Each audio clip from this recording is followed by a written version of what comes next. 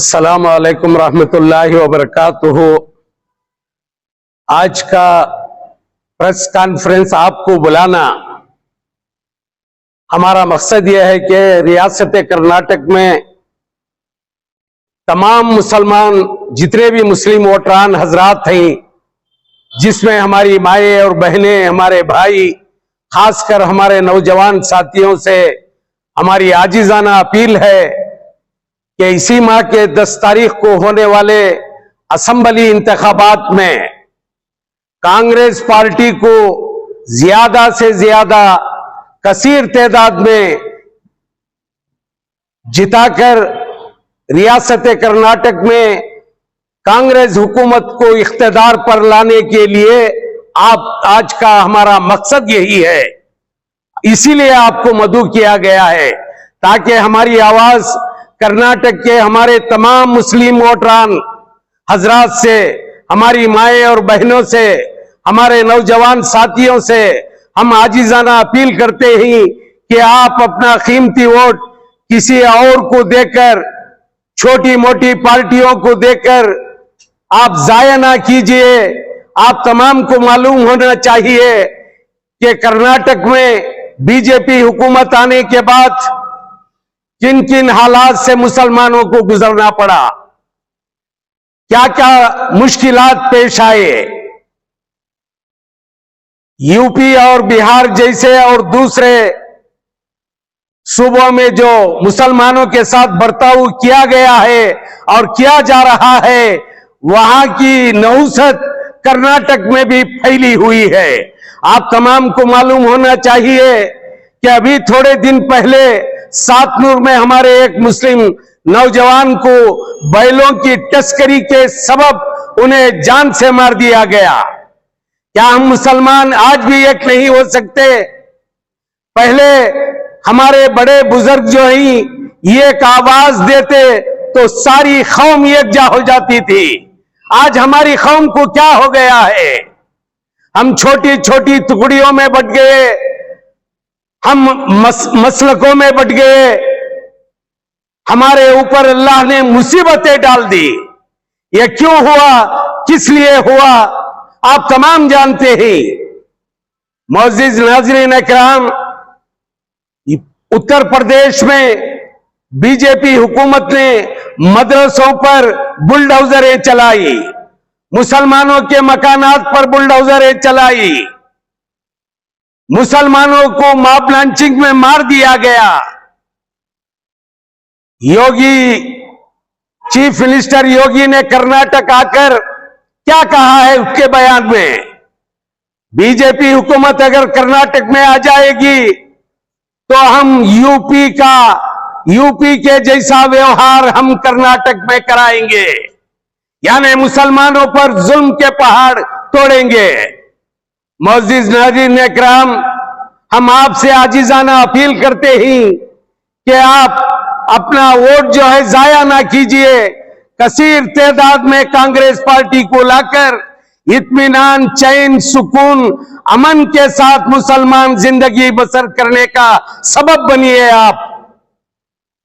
आपका ताल्लुक एनआर हल्के से है, वो एनआर हल्के की अवाम यानी एनआर हल्के में किस तरह का क्या होना चाहिए? हम जो है सिर्फ एनआर हल्के की बात नहीं कर रहे हैं, हम सारे कर्नाटक में कांग्रेस को लाने की बात कर रहे हैं।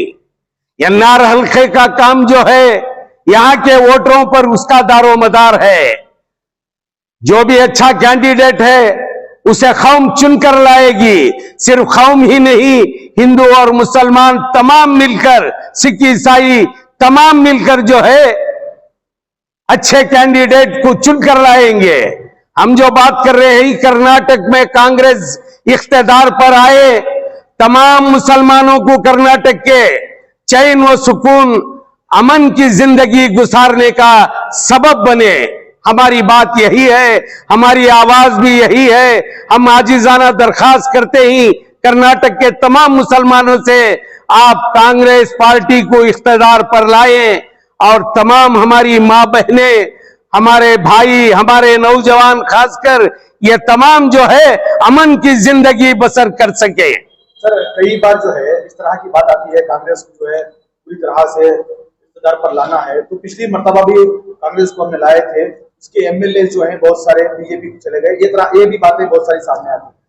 देखिए, मैं आपको बता दूं, आज से 40-45 साल पहले जब डी देवराज साहब कर्नाटक के चीफ मिनिस्टर 2 मर्तबा बने, उस वक्त हमारी आबादी, हमारी तादाद मुसलमानों की कितनी थी?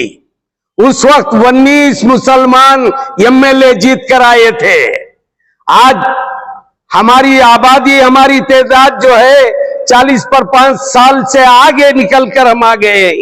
लेकिन बदकिस्मती यह है, आपस की रस्साकशी मुसलमान एमएलए की, जो एमएलए बनता है, जो एमएलए को खड़ा होता है, उनकी आपसी रस्साकशी से आज हमारी तादाद जो है कर्नाटक में एमएलए की 9 या 10 रह गई है।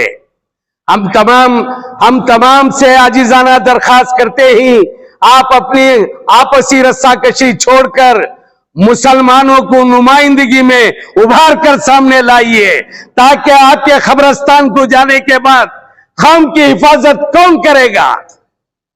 सर हमेशा ये देखा जाता है कि जब इंतखाबात आते हैं मुसलमानों को वोट बैंक की तरह इस्तेमाल किया जाता है। क्या आज भी हम मशहूर हैं? आखिर क्या किस उम्मीद में हम करें सर? देखिए, मुसलमानों को तो वोट बैंक की तरह ही इस्तेमाल किया जा रहा है। इसका सबब जो है, मुस्लिम लीडरान उनके कंधों पर जाता है। ये आप देखिए, तमिलनाडु में, केरला में, आंध्रा में, महाराष्ट्र में अपनी अपनी पार्टियां हैं। वो अपनी कौम के काम किस तरह निपटा लेते हैं, वो एक ताकत बनती है। आप पंजाब के सिखों को ले लीजिए, पंजाब में क्या हो रहा है? घुटने टेकने पर मजबूर कर दिए, घुटने टेकने पर हुकूमत को मजबूर कर दिए वो लोग। हमारे में आज इत्तेहाद कहां है? मैं समझता हूं, हमारे एक दोस्त ने कहा था मुसलमान एक कब होंगे?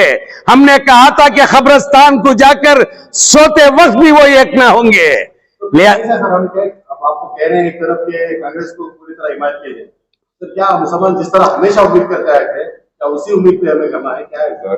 देखिए, जो भी पार्टियां हैं कर्नाटक में, इसमें जो है बेहतर पार्टी जो है, मुसलमानों को इत्मीनान सुकून से रहने देने वाली पार्टी हमारी नजर में कांग्रेस है। सर अगर मुसलमानों की हिमायत में अगर कांग्रेस है तो 224 सीटों में सिर्फ 10 सीट जो है मुसलमानों को दी गई है। कम से कम 1% भी, तो अगर 224 सीटों में कम से कम 24 सीट या 25 सीट भी दे सकते हैं। ये जिम्मेदारी, ये जवाबदारी जो है मुसलमान लीडरों की है। हमारे मुस्लिम नुमाइंदे जो हैं, वो हमारे बड़े बड़े अकाबिरीन उलमा इकराम से सबसे पहले, ये शुरुआत होने से पहले अगर बैठक करके मुसलमानों को इतना कोटा देना चाहिए, इतने सीट देना चाहिए कहकर अगर वो कहते, वो अपनी जिद पर अड़े रहते, तो 24 क्या 30 सीटें मुसलमानों को एमएलए की मिल सकती थी। लेकिन यहां जो है, अपना उल्लू सीधा कर लेने के लिए अपने आप को ऐसे कई लीडर ही, हमारे मुस्लिम लीडर, जो हुकूमत आने के बाद कांग्रेस की अपने नायब वजीर आला बनने के ख्वाहिशमंद रहकर उन्होंने मुसलमानों के सीटों को कटवाया है। यह जिम्मेदारी उनके सर पर जाती है। सर हमेशा इंतखाबात हो या आम दिनों में जो बड़े बड़े लीडर होते हैं, ऑटो पे जाते हैं, उनका आशीर्वाद लेते हैं, क्या मुसलमानों के उलमा इकराम सरखासी वो हैसियत नहीं रखते या वो मुकाम नहीं रख पाते कि तमाम वहां पर मिलते, हमारी बात सुनते हैं? उलमा इकराम वो प्लेटफॉर्म है जो हमारी कौम का दर्द उनको बयान कर सकते थे, लेकिन कोई लीडर उलमा इकराम या सरखासी के पास नहीं जाता। ये क्या अफसोसनाक बात नहीं है?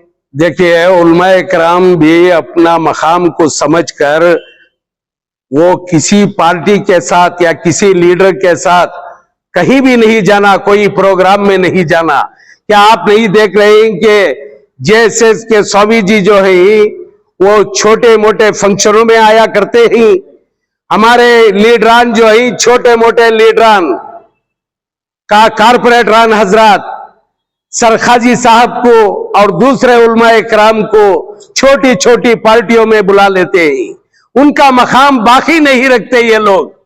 ये जिम्मेदारी उनकी भी है। और उलमाए किराम को खासकर मैं ये कहना चाहूंगा कि आप अपने मकाम को समझिए, आप किसी के साथ ना जाइए, छोटी मोटी पार्टियों में ना जाइए, आप अपना मकाम जो है बनाइए रखिए। क्यों नहीं आते आपके पास? देखिए आप सर, अक्सर सियासतदानों को हमने देखा है, किसी भी धर्म के, किसी भी मजहब के जो रहनुमा होते हैं, सियासतदान उनके घर जाते हैं, स्वामी जी के घर, कृष्ण के घर, फादर के घर जाते हैं, मगर हमारे उलमाए किराम को जो है बुलाया जाता है सर, उनकी वो जो जहाँ पे रहते हैं वो वहां पे आते हैं। इसका क्या मतलब? नहीं, वही तो मैं कह रहा हूं, वो अपने मकाम को आप समझे, आप किसी के बुलाए पर ना जाए। देखिए आप खुद वो चलकर लीडरान जो बनते हैं वो खुद आपके पांव के पास आएंगे। आप अपने मकाम को समझिए, आप हरगिज ना जाइए। मैं इसलिए कह रहा हूं कि मुझे दर्द है कि हम दूसरे कौमों के स्वामी जियों को देखते ही, और हमारे उलमाए किराम का क्या मकाम है। ये तमाम स्वामी जियां मिलकर भी एक हमारे मामूली उलमा के मकाम को नहीं पहुंच सकते। इतना बड़ा मकाम है आपका, आप अपने मकाम को समझिए।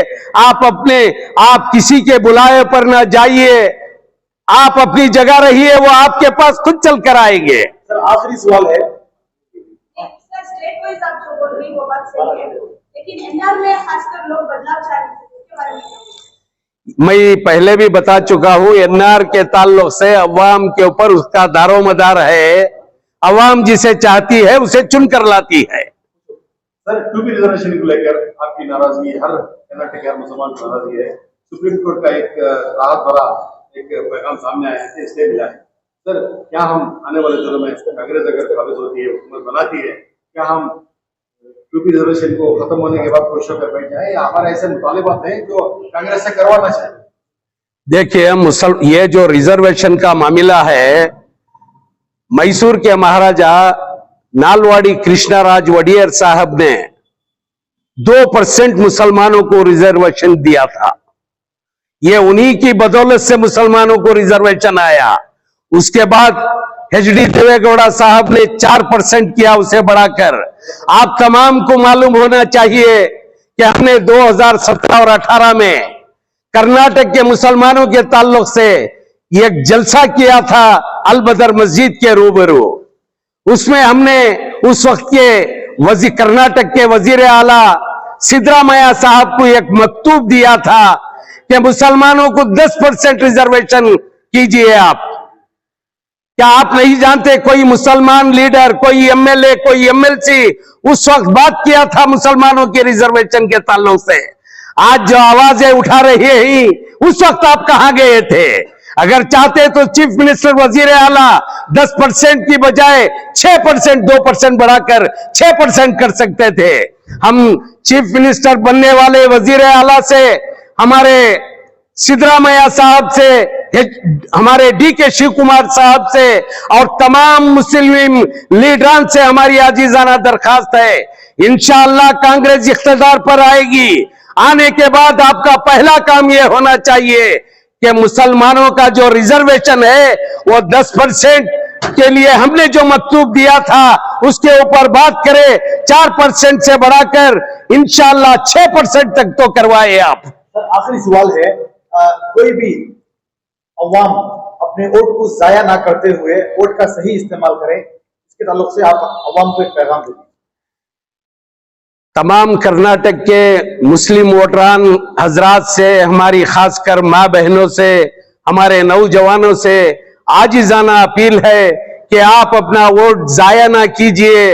आप ज्यादा से ज्यादा कर्नाटक में कांग्रेस पार्टी को अपना कीमती वोट देकर कामयाब बनाए और इख्तिदार पर लाए, ताकि मुसलमानों को चैन व सुकून नसीब हो। बहुत बहुत शुक्रिया।